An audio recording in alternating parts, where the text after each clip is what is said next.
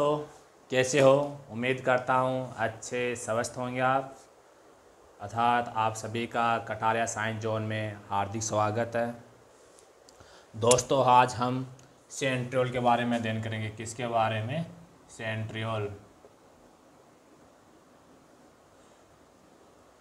अर्थात दोस्तों centriole centriole किस में पाया जाता है?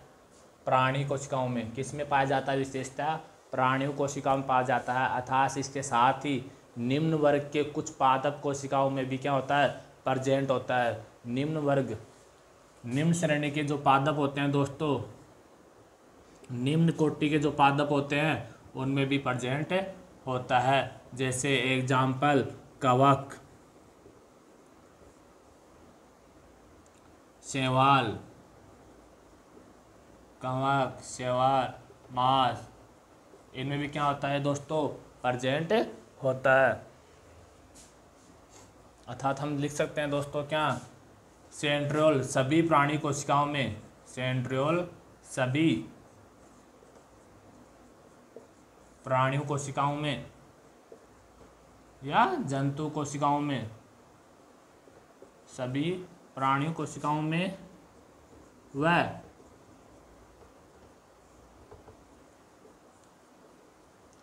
निम्न कोटि के पादपों में, निम्न कोटि के पादपों में पाया जाता है। निम्न कोटि के पादपों में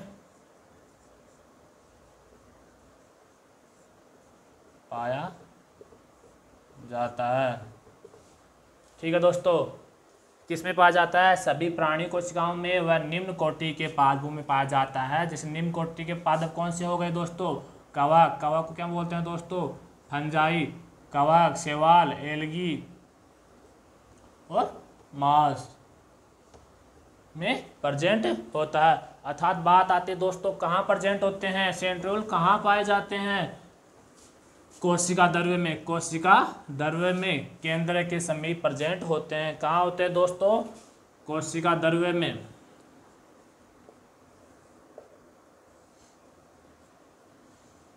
कोशिका द्रव्य में किसके समीप प्रेजेंट होते हैं? केंद्र के समीप पाए जाते हैं। किसके समीप? केंद्र के समीप उपस्थित होते हैं।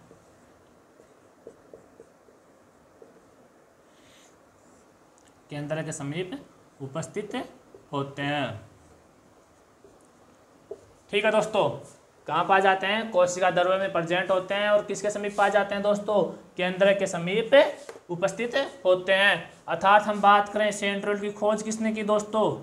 खोज किसने की? तो खोज दोस्तों दो वैज्ञानिकों ने मिलकर की। किसने की? दो वैज्ञानिकों ने मिलकर की। वॉन बेंडन व टी बोवेरी, या इसको पूरा नाम क्या है इसका? Theodore Boveri. अर्थात हम शॉर्ट में बोल सकते हैं दोस्तों टी बोवेरी।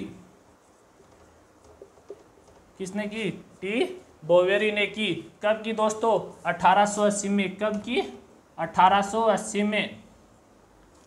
ठीक है दोस्तों, अर्थात हम बात करें इसकी आकृति या स्ट्रक्चर की, कैसा होता है दोस्तों?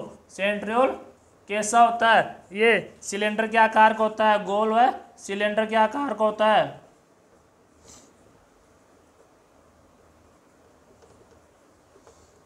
सिलेंडर के आकार का होता है। तथा यह किस में पाया जाता है दोस्तों? जोड़ू के रूप में पाया जाता है। पैर के रूप में प्रेजेंट होता है।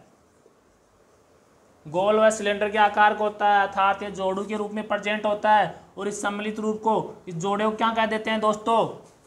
सेंट्रोसोम। क्या कह देते हैं? सेंट्रोसोम।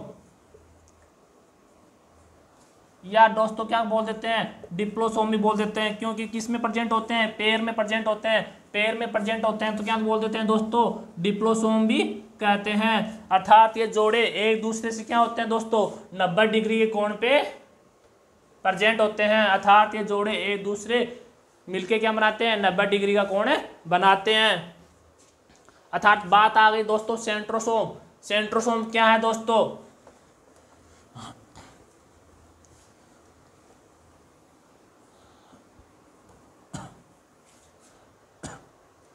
पहले हम देख लेते हैं सेंट्रोसोम, अर्थात सेंट्रोसोम। सेंट्रोसोम को क्या सेंट्रोल कौन बनाता है? सेंट्रोल। ये सेंट्रोसोम कौन बनाता है? सेंट्रियोल मिलकर क्या बनाते हैं? सेंट्रोसोम बनाते हैं। सेंट्रियोल मिलकर सेंट्रोसोम का क्या करते हैं? निर्माण करते हैं। और ये कैसे होते हैं? जोड़े के रूप में प्रेजेंट होते हैं दोस्तों। कैसे होते हैं? जोड़े के रूप में प्रेजेंट होते हैं। अर्थात सेंट्रियोल में दोस्तों सॉरी सेंट्रोल में क्या होते हैं दोस्तों? 9 तंतुओं के क्या होते हैं? समूह प्रेजेंट होते हैं। 9 तंतुओं के समूह पाए जाते हैं। और प्रत्येक समूह में दोस्तों क्या होते हैं? 3 माइक्रोट्यूबल्स प्रेजेंट होते हैं। क्या होते हैं दोस्तों? 3 माइक्रोट्यूबल्स।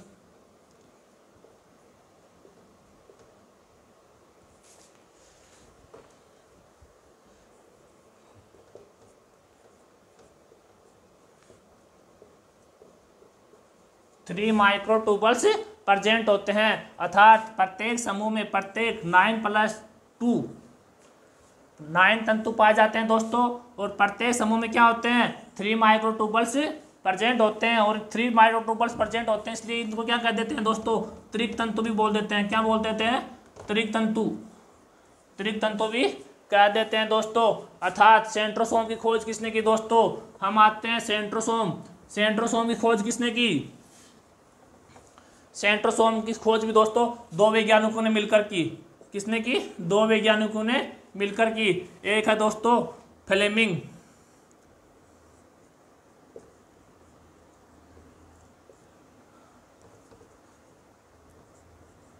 क्या दोस्तों? फ्लेमिंग।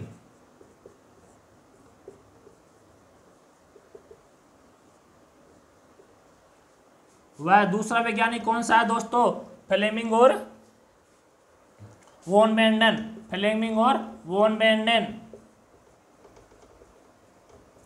इसने की दोस्तों 1875 और इसने की कब की दोस्तों? 1876 में। दोनों ने क्या किया?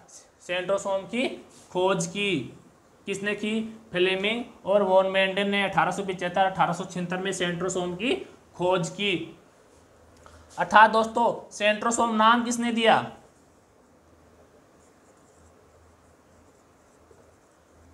सेंट्रोसोम नाम किसने दिया दोस्तों? टी बोवेरी ने। किसने दिया? टी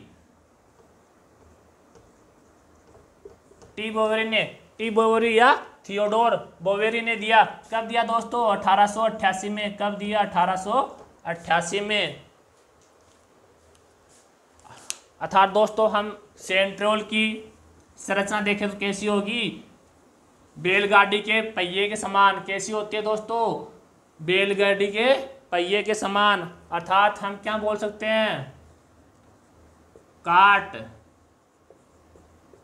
कार्टव्हील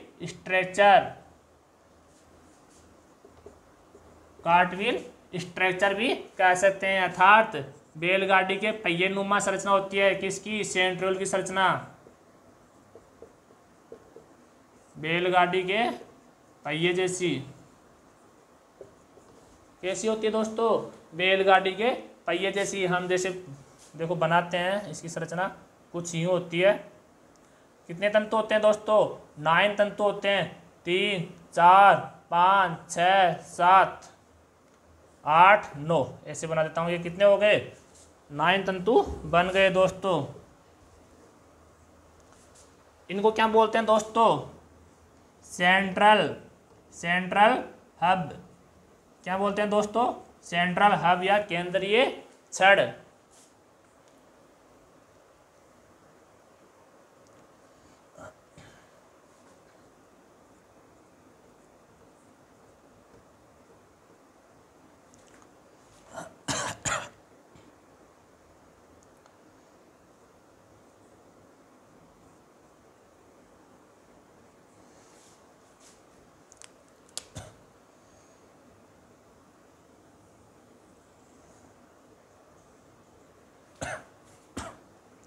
कितने ट्यूबल्स होते हैं दोस्तों?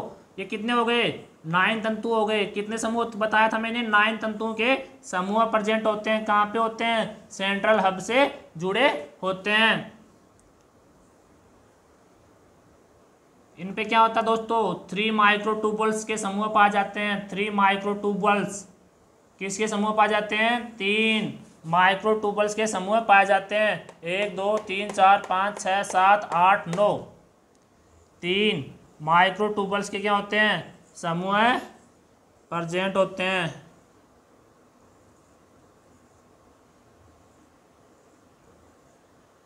ऐसा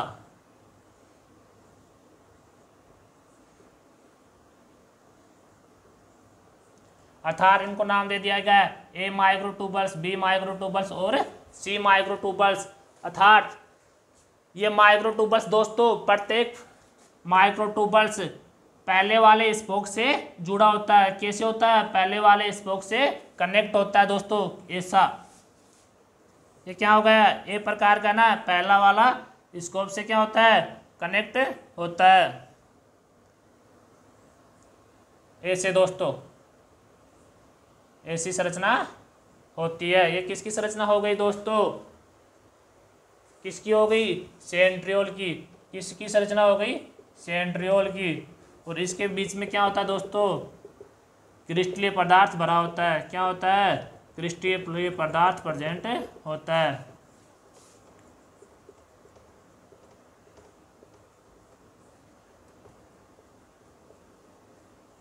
ये क्या हो गया दोस्तों, अपना सेंट्रियोल हो गया।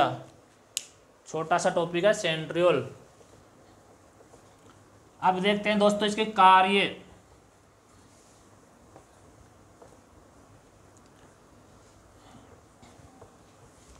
कार्य दोस्तों, फंक्शन, कार्य दोस्तों, इसका पहला कार्य है कोशिका विभाजन के समय। कोशिका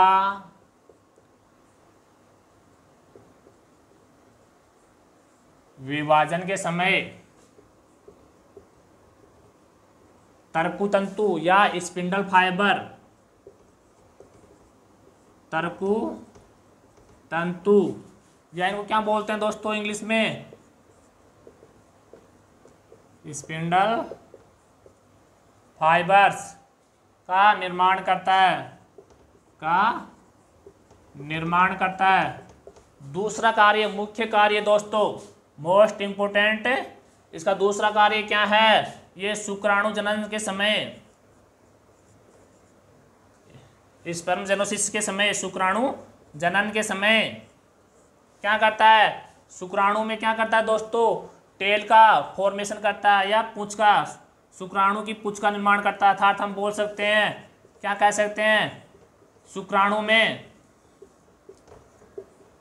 पूंछ या क्या बोलते हैं, टेल का फॉर्मेशन करता है, टेल का निर्माण करता है। कुछ न्यू होती है ना दोस्तों, शुक्राणु की संरचना ऐसी होती है ना, कुछ इस प्रकार से होती है ना दोस्तों। और ये इधर क्या होता है, ये क्या भाग है दोस्तों, टेल। इस टेल का क्या करता है, निर्माण करता है। और आगे वाले भाग को क्या बोलते हैं दोस्तों, हेड। तीसरा मोस्ट इंपोर्टेंट, तीसरा भी क्या है दोस्तों, मोस्ट कार्य इसका क्या है, फ्लैजिला व सीलिया का निर्माण करता है दोस्तों, सीलिया का निर्माण करता है, फ्लैजिला व सीलिया का निर्माण करता है। इसके साथ ही क्या हो गए दोस्तों, तीन कार्य हो गए मोस्टली। कोशिका विभाजन समय तर्कुतंतु या स्पिंडल का फाइबर का निर्माण करता है। दूसरा शुक्राणु जनन के समय या शुक्राणु में क्या करता है, टेल का फॉर्मेशन करता है। और तीसरा क्या होगा, फ्लैजिला व सीलिया का निर्माण करता है। इसके साथ ही हम देख लेते हैं दोस्तों फ्लैजिला व सीलिया क्या होते हैं। ये भी छोटा सा टॉपिक है दोस्तों, इसको भी पूर्ण कर लेते हैं। सीलिया व फ्लैजिला,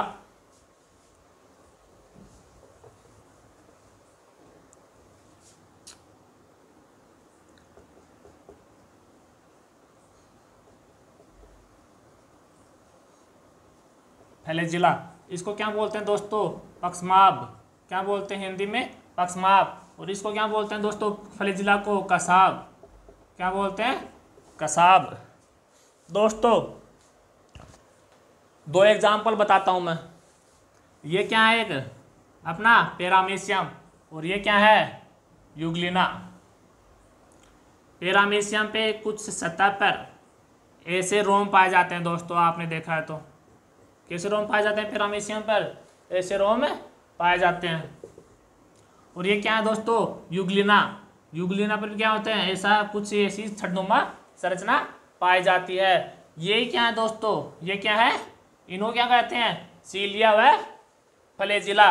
अर्थात जो समान होते हैं, आकृति में क्या होते हैं, समान होते हैं।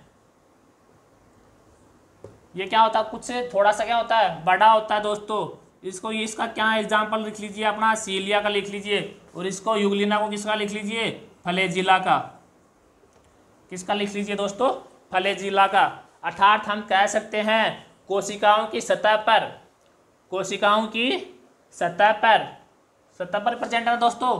कोशिकाओं की सतह पर रोम जैसी संरचना, रोम के समान, कोशिकाओं की सतह पर रोम के समान तर्कु रूपी संरचना को क्या कहते हैं दोस्तों, सीलिया या फ्लैजिला कहते हैं। अर्थात इनकी सूक्ष्म संरचना देखें तो ज़्यादा इनमें क्या होता है दोस्तों, सूक्ष्म दर्शी से इनकी संरचना देखें, अनुप्रस्थ काट देखें तो इनकी संरचना में एक विशेष अंतर नहीं मिलता। अर्थात क्या हो गई दोस्तों, डेफिनेशन क्या हो गई इनकी, कोशिकाओं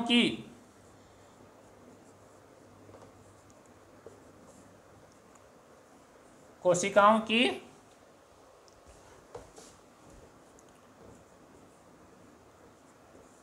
सतह पर रोम के समान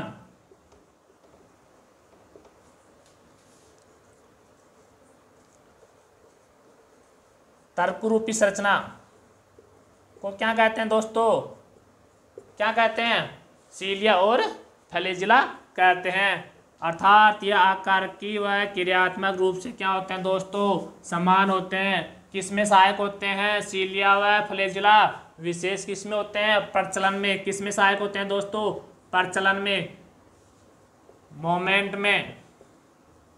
किसमें सहायक होते हैं दोस्तों, मोमेंट में सहायक होते हैं। बात इनकी खोज क्या है तो दोस्तों किसने की, ल्यूवेनहोक ने की थी। इसमें प्रोटोजोआ। दोस्तों आगे देखते हैं ये किसमें प्रेजेंट होते हैं या इनकी उत्पत्ति किसमें प्रेजेंट होते हैं दोस्तों, अनावर्तबीजी पादप। किसमें होते हैं, अनावर्तबीजी। या इनको क्या बोलते हैं दोस्तों, जिम्नोस्पर्म बोलते हैं। जिम्नोस्पर्म, एंजियोस्पर्म पादप होते हैं, हम आगे पढ़ेंगे। जिम्नोस्पर्म भी बोलते हैं। अनावर्तबीजी पादप व जिम्नोस्पर्म। अर्थात दोस्तों कवक, शैवाल, ब्रायोफाइटा व फर्न। अर्थात दोस्तों एक कोशिकीय जंतु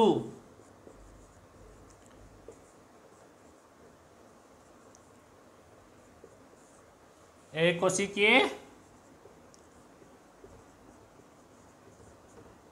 कोशिकीय जंतु के युग्मकों में प्रेजेंट होते हैं। कहाँ होते हैं दोस्तों, एक कोशिकीय जंतु के युग्मकों में उपस्थित होते हैं। अर्थात इनके कुछ दोस्तों इनके कुछ होते हैं अपवाद भी होते हैं। क्या होते हैं, अपवाद देख लीजिए दोस्तों। कुछ में ये प्रेजेंट भी नहीं होते। जैसे अनावर्तबीजी पादप का क्या है, एक इस समूह का क्या होता है, एक पादप होता है दोस्तों पाइनस किस श्रेणी का पादप है, जिम्नोस्पर्म श्रेणी का क्या है, पादप है पाइनस। इसमें वह आवर्तबीजी पादप, सभी आवर्तबीजी पादप है ना, टोटल आवर्तबीजी पादपों में क्या होता है, एब्सेंट होता है या अनुपस्थित होता है, अनुपस्थित होता है। दोस्तों समझ में आ गया दोस्तों। सीलिया व फ्लैजिला कहाँ क्या होता है, ये कोशिकाओं की सतह पर रोमनुमा तर्करूपी, रोम के समान या तर्करूपी क्या होती है, संरचना प्रेजेंट होती है और उन्हें क्या कहते हैं, सीलिया फ्लैजिला कहते हैं। ये आकार व आकारिकी या अर्थात क्रियात्मक रूप से क्या होते हैं दोस्तों, समान होते हैं। इनमें कोई इनके आकार में कोई विशेष अंतर नहीं पाया जाता। अर्थात ये किस में सहायक होते हैं दोस्तों, मोमेंट में सहायक होते हैं, प्रचलन में सहायक होते हैं। किसमें उत्पत्ति किसमें पाए जाते हैं दोस्तों, अनावर्ती पादप या जिम्नोस्पर्म पादप, कवक, शैवाल, ब्रायोफाइटा, फर्न व एक कोशिकीय प्राणियों के युग्मकों में उपस्थित होते हैं। अर्थात कुछ अपवाद हैं दोस्तों इनके, जैसे पाइनस, ये किस श्रेणी के पादप में आता है, जिम्नोस्पर्म का ही एक पादप होता है, पाइनस में एब्सेंट होता है। अर्थात अनावर्तबीजी पादप में क्या होते हैं, अनुपस्थित होते हैं। इसके आगे चलते हैं दोस्तों। इसके आगे दोस्तों हम देख लेते हैं इनके अंतर, सीलिया व फ्लैजिला में विशेष क्या अंतर होता है। इधर लिख लेते हैं सीलिया और इधर लिख लेते हैं फ्लैजिला।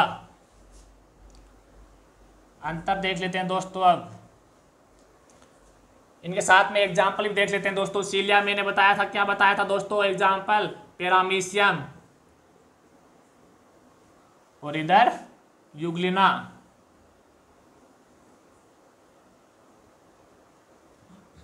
अर्थात हम कह सकते हैं दोस्तों ये क्या होते हैं, कम लंबे होते हैं, लंबाई में क्या होते हैं, छोटे होते हैं या कम लंबे होते हैं। ये क्या दोस्तों, अधिक लंबा होता है फ्लैजिला, ये क्या कह सकते हैं, पहला पॉइंट अधिक लंबे होते हैं।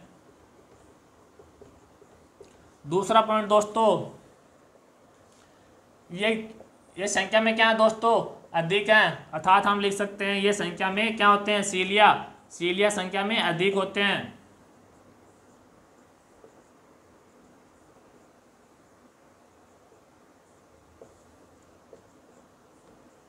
अधिक होते हैं अर्थात इनकी संख्या कितनी में होती है दोस्तों, हजारों में होती है। कितनों में होती है, हजारों में होती है दोस्तों इनकी संख्या। फ्लैजिला ये संख्या में कम होते हैं दोस्तों।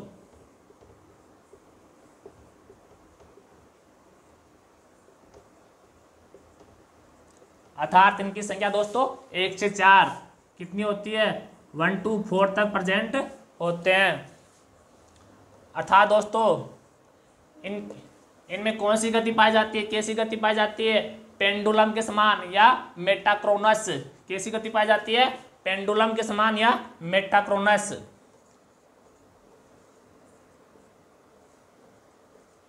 मेटाक्रोनस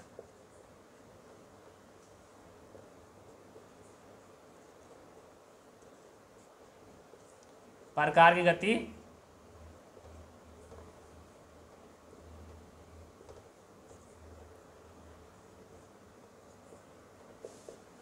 पेंडुलम वाली घड़ी देखा दोस्तों, कुछ पेंडुलम ऐसा होता है, ऐसा मूवमेंट करता है, ऐसे करता है ना पेंडुलम। इसको क्या कह देते हैं दोस्तों, मेटाक्रोनस भी कह देते हैं। कैसी गति पाई जाती है, पेंडुलम या मेटाक्रोनस प्रकार की गति पाई जाती है। इसमें दोस्तों सर्पिल प्रकार की कैसी गति होती है, सर्पिल प्रकार की गति पाई जाती है। अर्थात हम कह सकते हैं कैसी सर्पिल होती है, तरंगीय गति, सर्पिल या तरंगीय प्रकार की गति पाई जाती है। अर्थात दोस्तों ये क्या होते हैं, ये सभी एक समान गति करते हैं। जब गति करते हैं तो सभी क्या करते हैं, एक समान गति करते हैं। अर्थात हम और क्या लिख सकते हैं, सीलिया एक समान व एक दिशा में गति करते हैं, एक समान व एक दिशा में गति करते हैं। अर्थात दोस्तों जो फ्लैजिला होता है वो एक समान गति नहीं करता, अर्थात साथ में गति नहीं करता। अर्थात हम कह सकते हैं दोस्तों क्या होता है, फ्लैजिला स्वतंत्र रूप से गति करता है। फ्लैजिला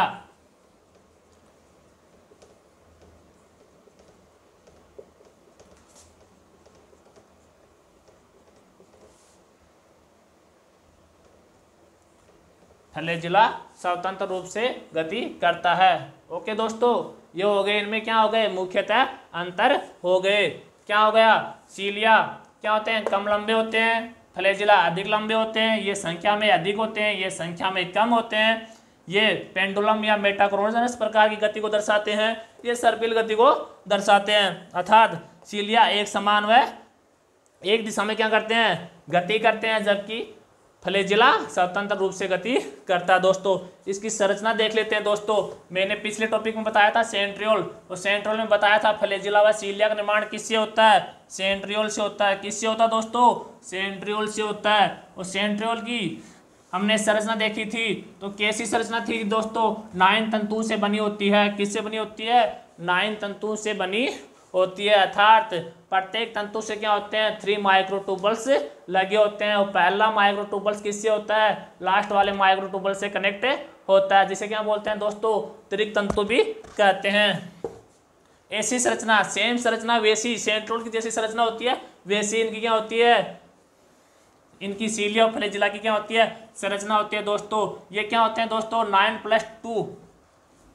9+2 व्यास को क्या होते हैं, दर्शाते हैं, या 9+2 संरचना को क्या संरचना को दर्शाते हैं दोस्तों। 9+2 विन्यास को दर्शाते हैं।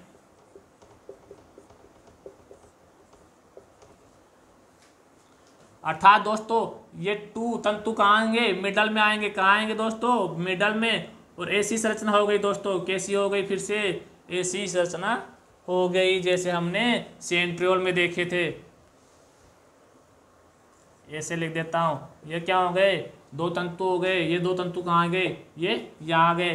अब फिर से देख लीजिए, 9 तंतु बना दीजिए इसे, 3 हो गए, 4, 5, 6, 7, 8, 9।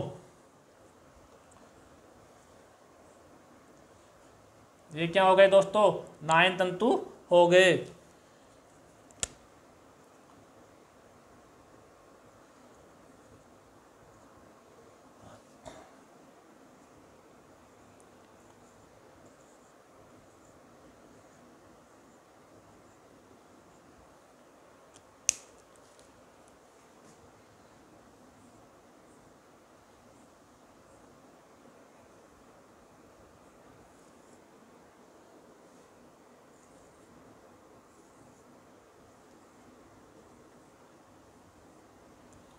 ये ऐसी संरचना होती है, किसकी होती है दोस्तों, सीलिया व फ्लैजिला की कैसी संरचना होती है, आंतरिक संरचना कुछ यू प्रकार की होती है। ये क्या होते हैं दोस्तों, 11 परिधीय तंतु से बने होते हैं। कितने हो गए, 9+2 कितने हो गए दोस्तों, 11 हो गए ना,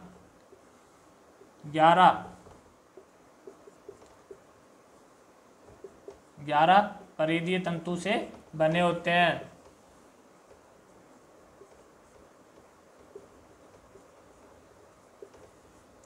अर्थात ये इसको क्या बोलते हैं दोस्तों, बाहरी भुजा बोल देते हैं। और इसको क्या बोलते हैं दोस्तों, भीतरी भुजा कह देते हैं। इनको क्या कह देते हैं दोस्तों, सेंट्रल हब कह देते हैं। क्या कह देते हैं, सेंट्रल हब या केंद्रीय छड़। ये क्या हो गया दोस्तों, हमारा छोटा सा टॉपिक हो गया सीलिया व फ्लैजिला। अगर वीडियो पसंद आया तो दोस्तों कटारिया साइंस जोन हमारे यूट्यूब चैनल को फॉलो कीजिएगा। और अगर आपको शॉर्ट में क्वेश्चन चाहिए दोस्तों, कोशिका से रिलेटेड, जेनेटिक्स से रिलेटेड, सभी टॉपिक से मोस्टली क्वेश्चन बैंक चाहिए, तो एक पेज है इंस्टाग्राम पे, कटारिया साइंस जोन के नाम से इंस्टाग्राम पेज है दोस्तों उसको ज़रूर फॉलो कीजिएगा। थैंक यू, बहुत बहुत धन्यवाद आपका।